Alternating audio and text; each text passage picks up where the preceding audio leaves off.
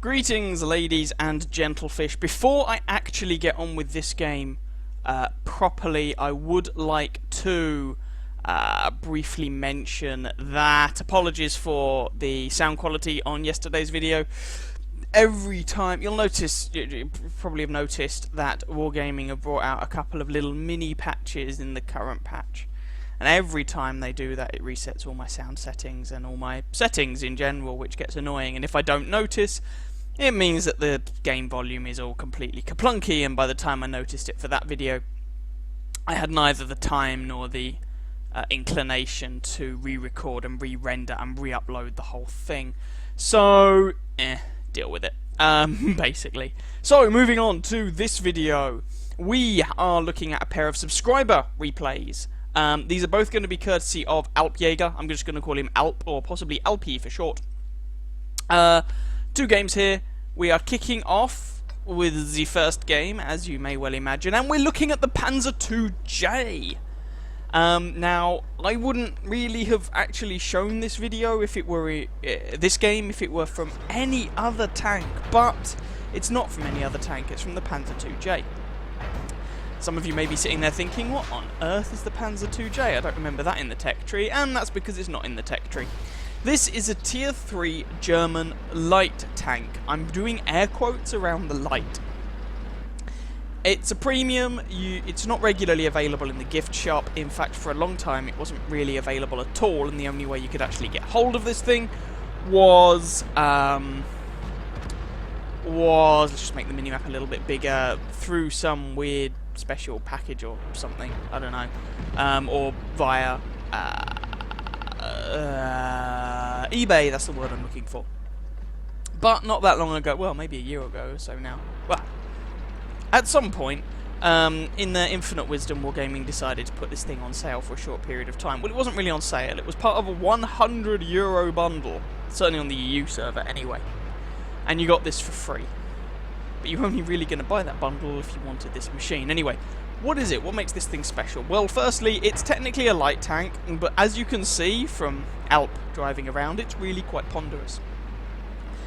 It gets a terrible, terrible, terrible gun. I cannot emphasize how bad this gun is. It's the same 20mm autocannon you get on the LOL tractor at Tier 1, and this is a Tier 3 machine, a sluggish Tier 3 machine with full matchmaking. It will see Tier 5s. So with your regular rounds, you get 11 damage and 23 penetration. Yes, that's right, 23. The Panzer 1C is generally considered to have poor penetration, and that has more than this. With your premium ammo, that penetration goes up to 46, which, well, there are Tier 2 tanks that would be embarrassed to have that penetration on their regular AP rounds. So what is it that makes this thing special?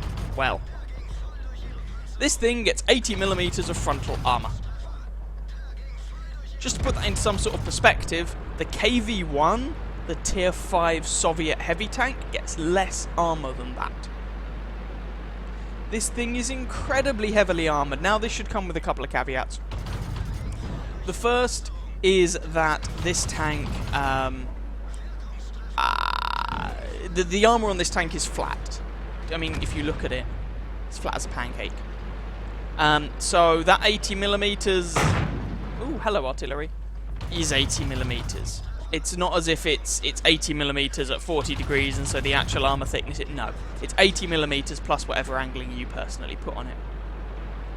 Second thing is that you don't get like spaced armor and all that jazz all over the tank. So that 80mm is all you really get, plus any angling, as I say, that you put on it. But 80mm is still quite a lot. That does not make the tank indestructible, but it is still a lot at Tier 3. And as you can see, Alp has been driving around, people have shot him, and so far he hasn't taken a single point of damage. He also bounced off that paper TD with APCR ammo. At least I think it's made of paper. It's one of the new American ones. You know, when they took out the T-18 and the T-82 and all that jazz, and well, they didn't take them out, they turned them into artillery, and they replaced them with the T-56 GMC, which will be gun motor carriage or something, I don't know. And there you can see he's just bounced a Tier 3 tank destroyer with his side armor. Anyway, this thing is not indestructible. Tier 3 tank destroyers can kill this thing. I mean, some of you will know that I like my Cruiser 3, that's the British Tier 2 light tank. And this machine is the reason that I started carrying a couple of rounds of APCR ammo in that thing, just to make sure that I could kill these things if I had to. This really is just one of those tanks that encourages APCR to be pulled out from every direction. Anyway, while I've been wittering on like an idiot, Alp has actually managed to rack himself up 5 kills whilst driving around on Himmelsdorf. He is, of course, top tier. Himmelsdorf is a very nice map for this tank. You know, the gun is so poor you don't want to be engaging anything at more than point-blank range. There's only a Marder 2 now left on the enemy team. He has 1 measly little health point remaining. Can Alp get to him in time? I'm going to speed this along because watching a Panzer 2J desperately try and hunt down the last guy on the enemy team is a rather tedious experience. Marder 2 actually kills the friendly Marder 2 here, but is he going to make a critical error? Yes, he is, and there we go. Alp manages to pick up kill number 6 and secure his top gun. So there we go. That is the Panzer 2J. It's got a terrible gun, it's not very mobile, it's pretty much useless in Tier 5 games, but it does get 80mm of armour, which at Tier 3 is absolutely ridiculous. There we go. So as I say, I probably wouldn't have shown this game. You know, it's a lot of APCR usage and all that jazz if it were any other machine, but it's not any other machine, it's the Panzer 2J. You don't see them very often. Not a machine I actually have any interest in getting hold of myself, I must admit, but it's nice to see them, to see what they can do in games from time to time. So, let's go and have a quick look at the post-battle results for this game. So, that was enough for a second class mastery, bruiser, fire for effect, shellproof, and fighter awards, as well as a cool-headed, I think that's cool-headed? Cool-headed, and Top Gun medals. Fairly nice result, all things considered. 996 damage, 6 kills, 890 base XP puts him on top of his team. The fact that that's only, that 890 XP is only enough for a second class mastery in a tier 3 machine indicates that those people who do own the Panzer 2J tend to perform pretty well in it. Looking at the enemy team, the Marder, the T-56, the Vickers Medium and the Cruiser Mark III were the only people to do any appreciable damage. Despite the enemy team having a lead at one point, in the end, they lost it. But to be fair, not that badly in the grand scheme of things. There were only 5 friendly tanks remaining. 178 shots fired, 107 hits, 94 penetrations for that damage count. That's that poncy little autocannon for you. Received 11 hits, of which none penetrated, blocking 645 damage with his armour. Now, although this battle screen is reporting no ammunition costs and all that, I'm pretty sure this is a fault with the What Replays website, because App fired a lot of APCR that game. He also used a large repair kit, and he most definitely would have made a very considerable loss on that game unless he'd pre-bought all the premium ammunition and those consumables, and you haven't been able to pre-buy, and premium ammunition hasn't been on sale for a long time, so that seems a little unlikely. The Panzer 2J really does hemorrhage credits if you decide to go and play it, so don't pay any attention to the amount of credits that he made in that game. And there was, you know, of course you get a bonus XP score for driving around a premium tank, so that ended up being a fair amount of experience to go into whichever German light tank crew is in the Panzer II Alps J for Alp. So there we go, a little fun run around in the Panzer IIJ. Let's go on to our next replay. Here we are with the second game, and you may notice a bit of a common theme here. We're still with Alp Jaeger. We've gone from the Panzer IIJ to the KV-220. This is another premium tank at the low to mid tiers, and it's another machine with a shed ton of armour and not much else going for it. So what is the KV-220? Well, it's a tier 5 Soviet premium heavy tank, and it is basically a stock KV-1 turret mounted on a KV-3 hull. Now the KV-3, for anyone who's not aware, is the tier 7 Soviet heavy tank. In fact, it's the tier 7 Soviet heavy tank on the more heavily armoured Soviet heavy tank line. which has pretty insane armour here at tier 5. And not only is this thing at tier 5, it's at tier 5 with limited matchmaking, so the worst games this thing gets into are tier 6. That may sound horrendously overpowered, you say. Well, there are 3 things working against this tank. 1, it's quite ponderous. I mean, that's not the end of the world, so is the KV-1. You can work with it. 2, it's the stock KV-1 turret. While the hull armour may be very good, the turret armour, not so much. 3, the gun is, much like the previous game, absolutely woeful. This is the stock KV-1 76mm gun. If you have played tanks such as the Matilda 4, you will be familiar with this terrible, terrible weapon. In fact, it's not the same gun, I tell a lie. 110 alpha damage, 99 penetration with its armor-piercing rounds with APCR. That penetration goes up to 121. Whoa, has this thing been buffed? Perhaps someone could actually tell me if this thing's been buffed. In my head, this thing has about 80-something penetration with AP rounds, and going up to like about 100, 105 with APCR. So someone please tell me if this machine has in fact received a buff. Now, Alp doesn't actually get off to the best start here, as he comes against an OI Experimental, which is a horrendously overpowered Japanese tier 5 heavy tank. You can see he's got the APCR loaded straight away, which, given the nature of the gun, I can't really blame him for. Although the armor piercing should still have been enough to go through that guy's frontal armor, given carefully aimed shots, seeing as it basically has about 100 pen. OI Experimental gets a very dangerous 100mm gun, and it weighs a lot, so the damage from that one shot from that 100mm gun, backed up by the RAM, actually took off, what, something like 400 of Alp Jaeger's health? Quite a lot. He then, the OI Experimental, of course, proceeded to flub the rest of his shots. So Alp was left to his own devices. Now, with that OI Experimental dead, Alp is only immediately facing off against some lower tier tanks, and I think he's actually making a bit of a mistake here. He's still got the APCR loaded that he used against the OI Experimental. I would switch out to the armor-piercing rounds here, because there's a couple of KV-1s coming up to his rear quarter. And using the APCR on those guys would not be a terrible idea. These tier 3s don't require the APCR. The APCR will not help against these guys. Type 91, medium 3, I think they have about 30mm of armor between them. The armor's terrible. So there's a bit of advice. I would say be a little bit more careful with your ammo selection. B1, similar story. It's not a badly armored tier 4 machine, but you know, it's not gonna keep up with even the AP rounds from this gun most of the time. I don't think. And here you can see he's just bouncing shots left, right, and centre. No problem at all. And there goes the medium 3. There's some more bounces. And 2 more shots should finish off this B1. Ooh, a bounce there. A little bit unlucky. 1 more shot for the B1. And there we go. Now, although Alp is bouncing all these shots here, you have to remember he is top tier in this particular match. When this thing gets into tier 6 games, the armor is not looking quite so clever. Even tier 5 tanks, as you saw with the OI Experimental, are perfectly capable of penetrating and damaging this tank.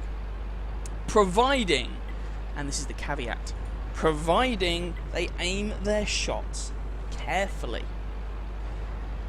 And that OI Experimental really wasn't doing that. If that OI Experimental bounced, what, 2 shots, 3 shots off of the front of Alp here, if he had aimed his shots properly, he could have actually killed him.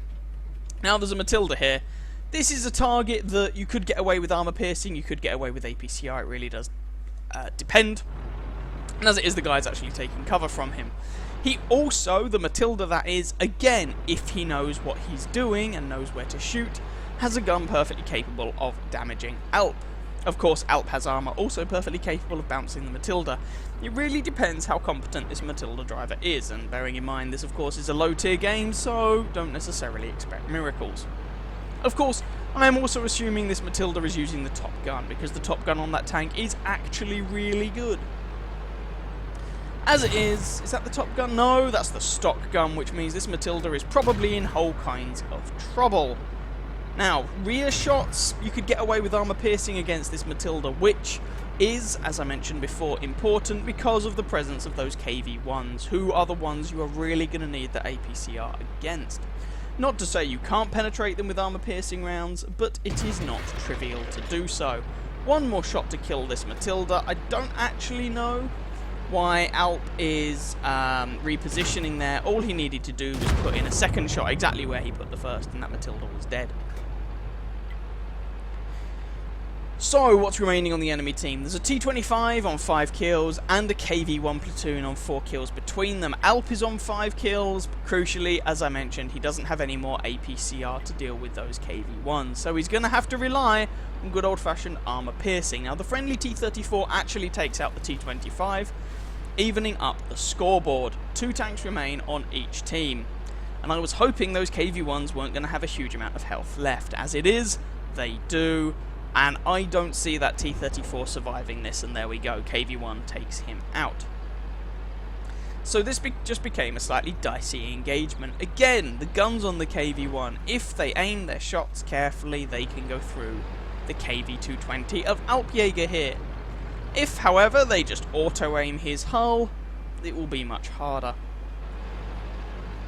The KV-220 really is one of those tanks that suffers against opponents who know what they're doing and excels against opponents who don't. And you might respond by saying, well, you could say that about any tank. Yes, that's true, but some more than others. Typically those tanks with very good armor but notable weak spots, a bit like this tank, it is more true of. Now, here we go. KV-1, the KV-1 is angled. Alp here has basically zero chance of penetrating this guy. He needs to be shooting at flat angles to get the penetration. As it is, he's trying for the turret cheeks by the look of it, but the fully upgraded turret on the KV-1 just isn't really going to allow it. He gets 1 penetration there, that's probably quite a high penetration roll. On the frontal plate of the KV-1, which is where I would probably recommend he aim. That frontal plate is only about 75mm thick, but he gets taken out by that KV-1 in return.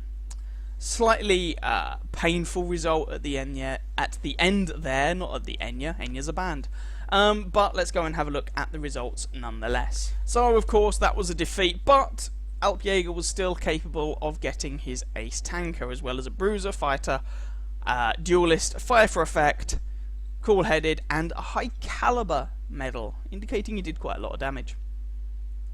If we look at the teams, he did over 2,000 damage with 5 kills, 1,303 experience. That, of course, is including the heroic resistance bonus because Alp got the high caliber medal. Enemy KV-1 there managed 1,763 damage and 4 kills, so well done to him, and well done as well to the enemy T-25 with 1,627 damage and 5 kills. Now, again, looking at this score screen, it's not going to tell the entire story in terms of credits because Alp did fire a lot of APCR, and I'm pretty sure, and there should be repair costs in there, so this is just the website, what replay's bugging out, so don't pay too much attention to that credit earning. No, but what you can pay attention to is 33 shots fired, 28 hits, 21 pens, firing a lot of APCR, so the gun really isn't very good. Managed over 2,000 damage, 57 hits received, 3 penetrations, 54 did not, for over 4,000 damage blocked by his armor, which is a little bit silly at tier 5. 7 enemy vehicles spotted, 6 of them damaged, 5 destroyed, 140 assistance damage into the bargain. So quite a nice result all over. If I was going to offer any advice, it would be about ammunition selection. So firstly, in the KV-220 game, Alp took, in my opinion, way too many HE rounds. He had over 20 high explosive rounds. I don't think you're ever going to need that. 76, 75mm HE isn't that good at tier 5. It's alright, but not that good. And the other issue are those APCR rounds. Now, the first replay, Alp had a lot of APCR loaded. Don't blame him, the gun on that tank is woeful. KV-220, the gun is also quite bad, but he was shooting a lot of targets that he could have used his armor-piercing rounds against. If he'd have used his armor-piercing rounds against the tier 3s, he would have had more APCR left at the end to actually deal effectively with those KV-1s. As it was, because he didn't have any APCR and the KV-1 he was facing off against was angled, it was almost a grim inevitability that he was going to die. Had he still got that APCR remaining, he would have been in with a swinging chance. So that would be my recommendation for out from all that. I'm not trying to take anything away from those games. They were fun games to watch. And 4,000 damage blocked by your armor in a tier 5 is obscene. However, Alp could have, I think at the end, could still have won that game had he been more careful with what ammunition he was firing at what target. Anyway, all that aside, I hope you guys enjoyed that pair of games. If anyone wants to send me a replay, just to remind you, upload your replay to whatreplays.com and send me the link in a PM on YouTube. Generally, I try and show replays, you know, in particular from people that I haven't featured before, or if you send in a replay from a tank that I haven't featured before, or something like that. I try and prioritize those sorts of replays, but your game doesn't have to be absolutely spectacular. There can be a variety of different reasons that I show a game. And if there's a reason that you are particularly proud of a game, by all means say so in the PM or in the description on What Replays. Be a little patient. I tend to run a couple of patches behind, so I'm currently mainly chunking through patch 9.10 replays. So have a bit of patience. It can sometimes take a while for your particular replay to get featured. But as I say, especially if you've never had your replays featured on this channel before, I do tend to try and prioritize those and make sure they get shown at some point. Anyway, I hope you guys enjoyed that pair of replays. If you did, by all means feel free to catch some of my other videos and or subscribe to my channel, and of course, as I just mentioned, you can send me your own replays, and I wish you very happy hunting on that battlefield. Ciao ciao.